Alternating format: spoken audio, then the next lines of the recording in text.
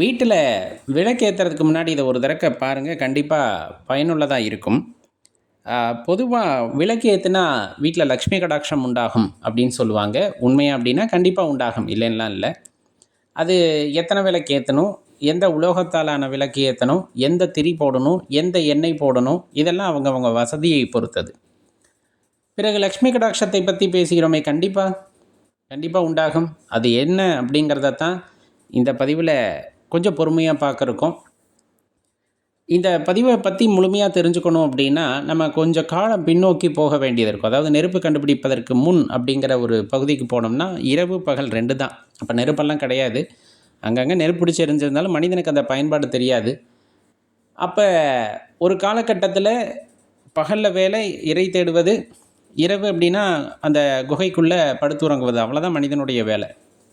அப்புறம் ஒரு காலகட்டத்தில் அந்த நெருப்போட பயன்பாடை மனிதன் தெரிந்து கொள்கின்றான்.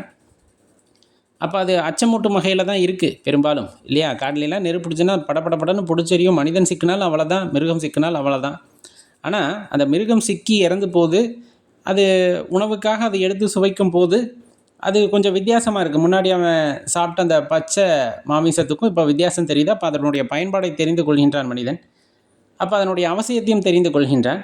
அப்போ தனக்கு ஒரு உன்னதமான தன்மையில் அந்த நெருப்பு இருப்பதை உணர்ந்து கொள்கிறான். இருந்தாலும் அந்த நெருப்பு மீது ஒரு பயம்.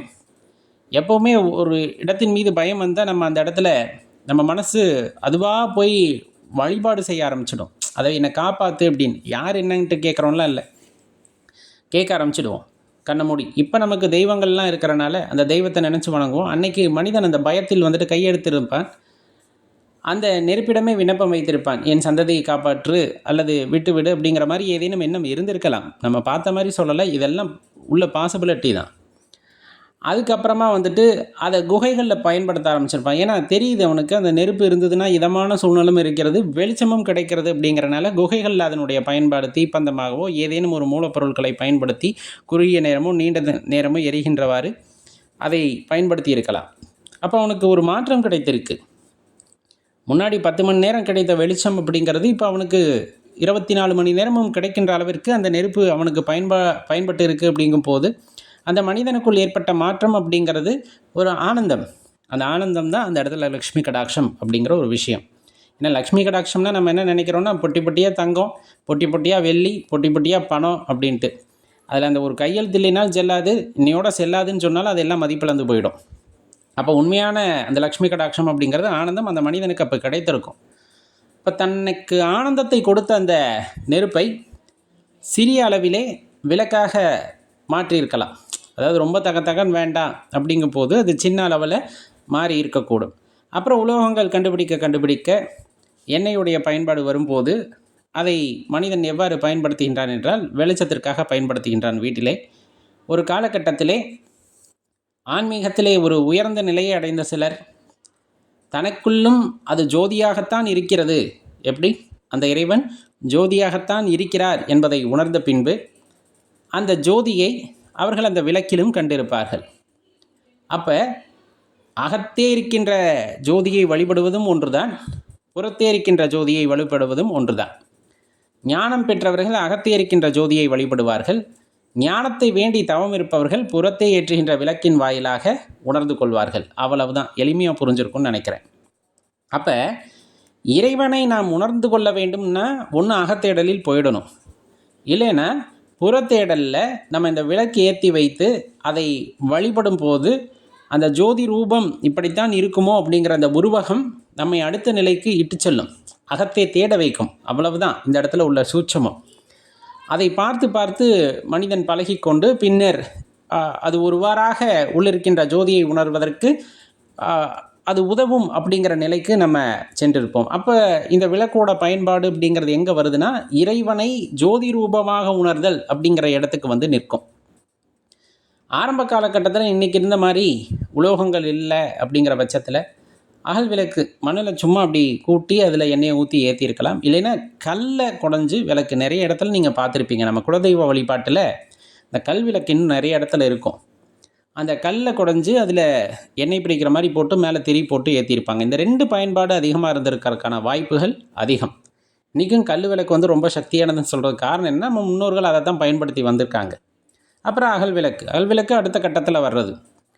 அப்போ இதையெல்லாம் தாண்டி உலோகத்தில், தங்கத்தில், வெள்ளியில், பித்தளையில் அது அவரவர் வசதிக்கு ஏற்றார் போல். இன்றைக்கி என்ன சொல்லிட்டாங்க, தங்கத்தில் ஏற்றுனா ரொம்ப செல்வம் கிடைக்கும், வெள்ளியில் ஏற்றுனா அது ஒரு கட்டம்.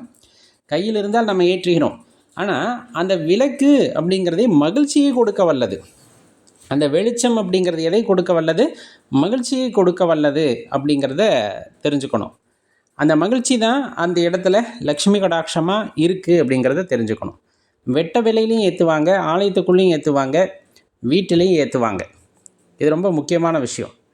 அப்போ அந்த வீட்டில் ஏற்றுகின்ற அந்த விளக்கு அப்படிங்கிறது வெளிச்சத்தை மட்டும் கொடுக்கறதில்ல நம்ம வீட்டுக்கு. மனிதனின் மனதுக்குள்ள ஒரு இனம் புரியாத ஞானத்தை கொடுக்க வல்லது.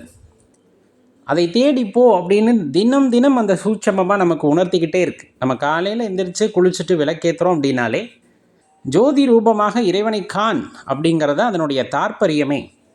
நம்ம ஆனால் என்ன நினச்சிக்கிறோன்னா, அந்த இடத்துக்கு ஒரு வெளிச்சத்தை கொடுக்குறோம், அந்த வெளிச்சத்தின் வாயிலாக வந்துட்டு நம்ம பல விஷயங்களை காண முடியும் அப்படிங்கிறது மட்டும்தான் நமக்குள்ளே இருக்க விஷயமே தவிர, அகத்தேடலுக்கு அது ஒரு தூண்டுதல் அப்படிங்கிறத நம்ம யாரும் உணர்ந்துக்கிறதே இல்லை பெரும்பாலுமானவர்கள்.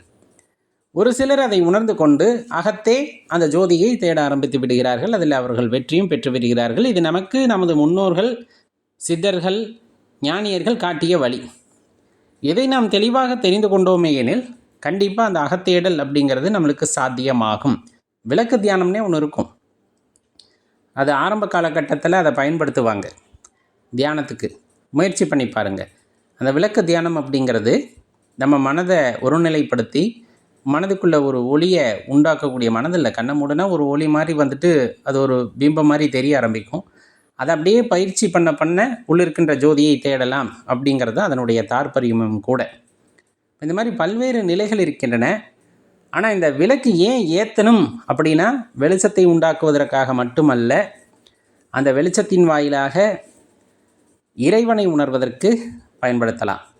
இன்னும் சொல்லப்போனால் வெளிச்சத்தின் வாயிலாக நீங்கள் யார் என்பதை உணர்வதற்கும் அந்த வெளிச்சம் பயன்படும். இப்போ இதெல்லாம் அதில் உள்ள சூட்சமம். நம்ம என்னென்னா, இப்போ இருக்க நிலமையில் நம்ம ஏற்கனவே போட்ட பதிவு மாதிரி 2 விளக்கு ஏற்றுங்க, 3 விளக்கு ஏற்றுங்க, அங்கே வெளிச்சம் அதிகமாக இருந்ததுன்னா, வெளிச்சம் அதிகமாக இருக்க இடத்துல வந்துட்டு ஒரு ரம்மியமான சூழ்நிலை ஏற்படும். கண்டிப்பாக உங்களுக்கு அது ஒரு நல்ல அனுபவத்தை கொடுக்கும், செல்வ செழிப்பை உண்டாக்கும் அப்படின்னா எல்லாத்துக்குமே பிடிக்கும். இன்னும் இருக்க நாளில் வந்து அதைத்தான் விரும்புவாங்க.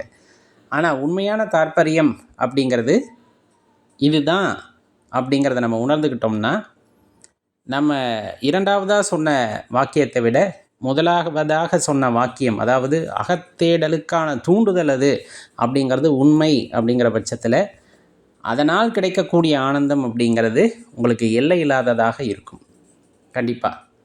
அதனால் அகத்தேடலை தொடங்குங்கள். கண்டிப்பாக உங்கள் வாழ்க்கை ரொம்ப சிறப்பானதாக, மகிழ்ச்சியானதாக இருக்கும். அந்த மகிழ்ச்சியே லக்ஷ்மி கடாட்சம் என்பதை உணர்ந்து கொண்டால் வாழ்க்கை நீங்கள் பிறந்ததன் நோக்கம் ஈடேறிவிடும் அப்படிங்கிறதையும் தெரிந்து கொள்ளுங்கள்.